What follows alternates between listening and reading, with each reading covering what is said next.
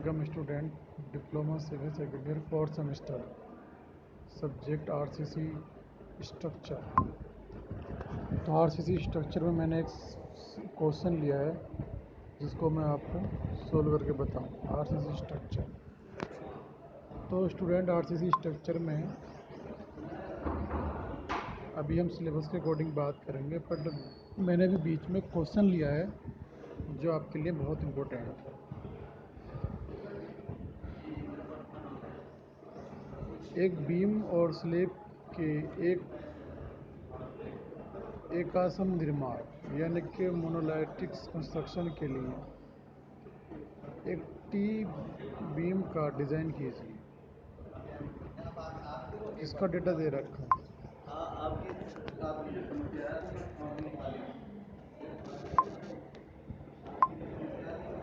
Beam और slab के monolithic construction के लिए एक टी बीम का डिज़ाइन कीजिए जो निम्नलिखित विवरण दिया गया है। स्लेब की मोटाई, जो स्लेब डालेंगे हम उसकी जो मोटाई है वो है 10 सेंटीमीटर यानी कि 100 mm।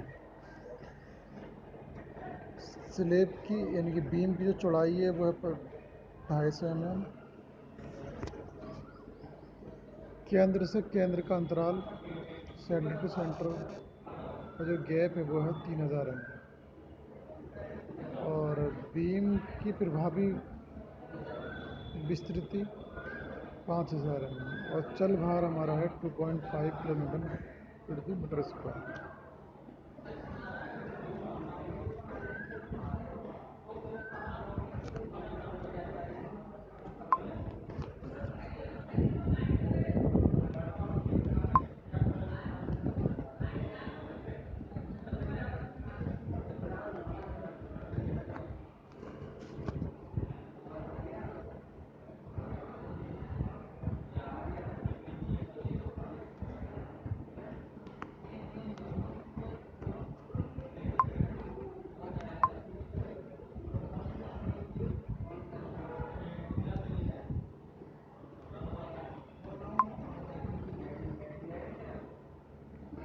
स्लिप की मोटाई 10 है 100 mm। और अब हमें बीम की गहराई निकालनी है। बीम की गहराई बराबर S/12 S/20 या 3 dBF से 4 dBF। तो 416 से 250 या 300 mm से 400 mm। माना बीम की गहराई कितनी है? 350 mm। बीम की चौड़ाई 250 दे रखी है और स्लेब की मोटाई 100 दे रखी है।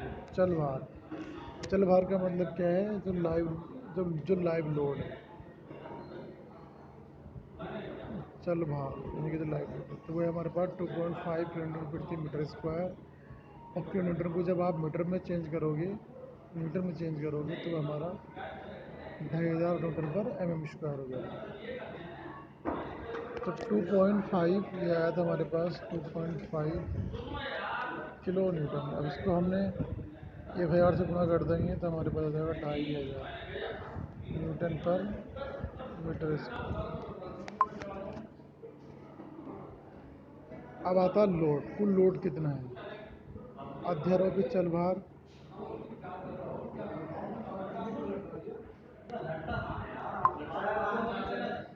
जो चल भार है हमारे पास 1 गुणा 3 इंटू 2500, 7500 न्यूटन पर मीटर। स्लेब का जो भार है हमारे पास 1 इंटू 3 इंटू 0.10 इंटू 2500। रिप का जो भार है हमारे पास 1 इंटू 0.25 इंटू 0.25 है, तो 1565 न्यूटन पर मीटर। तो ओवरऑल जो टोटल भार है, इस सारे भारों को जोड़ देंगे तो टोटल भार हमारा निकल आएगा कि टोटल भार आखिरकार कितना है। इसी तरीके से हमें बंकन अघूर्ण निकालना है। किसी स्लेब के अंदर या बीम के अंदर बंकन अघूर्ण WL²/A। यह फार्मूला याद रखोगे कि WL²/A बंकन अघूर्ण। तो W कितना है हमारे पास? जो टोटल भार आ गया, कुल भार यानी कि W। तो जो कुल भार आ गया हमारे पास, कुल भार कितना आ गया? 16562। और एल कितना है हमारे पास 5। एल देखिए, एल की लंबाई कितनी है हमारे पास, लंबाई कहाँ से निकाली थी 5।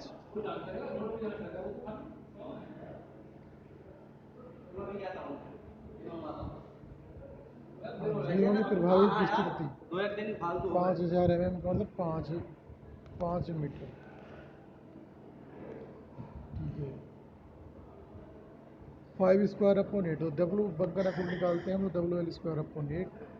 WL² अपॉन 8 से फार्मूला लगाया तो हमारे पास है 51,757.8 न्यूटन पर मीटर। 51,778 51,778 गुणा 10⁻³ न्यूटन पर mm। उत्तोलक भुजा 50 mm। आप लोग कवर लेने का 50 mm जो हम बीम बनाते हैं तो उसके अंदर जो कवर लेते हैं हम, पहले कवर का मतलब होता है कोई बीम हमारे पास है और हमने यहाँ पे स्टील लगाई हुई है, तो 50 का हम क्या कर रहे हैं, कवर ले रहे हैं।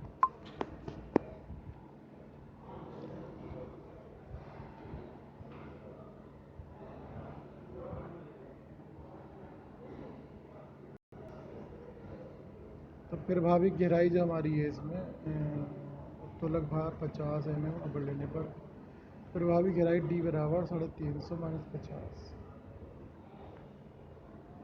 बराबर 30 mm। जेड बराबर, तो यहाँ पर 30 ना होगा 300 होना चाहिए। ये जो डेटा दे रखा है ना इसने 30 ना होगा 300 होना चाहिए। AST बराबर MR upon IST into Z. 5178 गुणा 10⁻³ अपॉन 140 गुणा 261 बराबर 1417 mm²। तो 20 mm फाई की छड़ों का यूज़ करने पर छड़ों की संख्या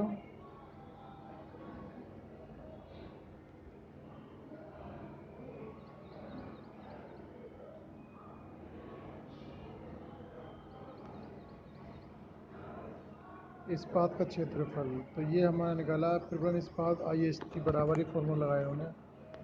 IST बराबर MR IST इंटू जेड। इसके ज़रिए ये दोनों इस्पात का क्षेत्रफल निकाल दिया।